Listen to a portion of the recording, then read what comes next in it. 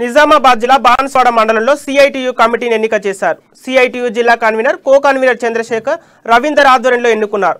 మండల కమిటీ కన్వీనర్గా ఎండి ఖలీల్ను, సభ్యులుగా శివగంగ, లక్ష్మీ సాయిలు, గంగాధర్చారి, పల్లవి, కవిత, వీరేశం, నసీమా బేగం, ఫర్జానను ఎన్నుకున్నారు. అన్ని రంగాల కార్మికుల సమస్యలపై నిరంతరం పోరాటం చేస్తామని వారు తెలిపారు. కేంద్ర ప్రభుత్వం లేబర్ కోడ్లను వెంటనే రద్దు చేయాలని ప్రభుత్వాన్ని డిమాండ్ చేశారు. ఈ కమిటీ ఎన్నికలో జిల్లా నాయకులు రవీందర్తో పాటు చంద్రశేఖర్ కూడా పాల్గొనడం జరిగింది.